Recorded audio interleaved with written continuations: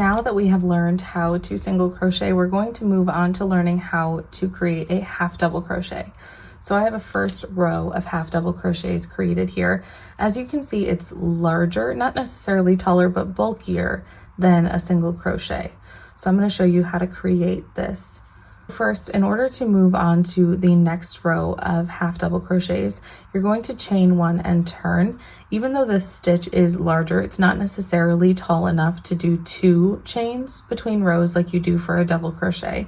So you're going to chain one and turn your work. Now you'll see that this has a different texture on the other side than on the first side. And that creates a little bit more depth to your work, which I really enjoy with a half double crochet. So the main difference between a single crochet and a half double crochet is when you're yarning over. So in order to begin a half double crochet, you're going to yarn over before inserting your hook into that first stitch. So you're going to yarn over once, insert your hook into the stitch, and then yarn over just like you do with a single crochet and pull through. But now you're going to have 3 loops on your hook.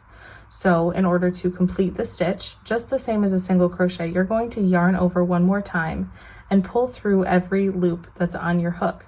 Now make sure you're pulling through all of them. You shouldn't have any extra loops on your hook at the end of this stitch. You should just end up with the one.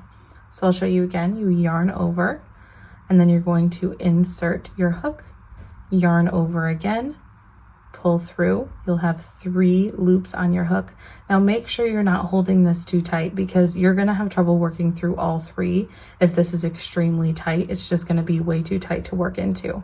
So then you're going to yarn over one more time, and you're going to pull through all 3 loops on your hook. Again, you're seeing this is just creating a bulkier stitch than a single crochet. You're going to do the same thing all the way across, yarning over first before inserting your hook into the following stitch. Again, make sure you're not skipping stitches. You should have the exact same amount of stitches in this row as you do in the previous row. So once again, yarn over, insert your hook into the stitch, yarn over again, yarn over another time, and pull through all 3 loops on your hook.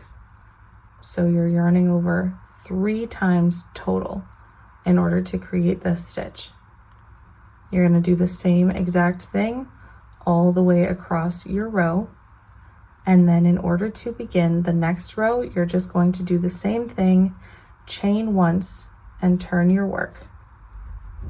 And then you can move on to the next row. And there you go.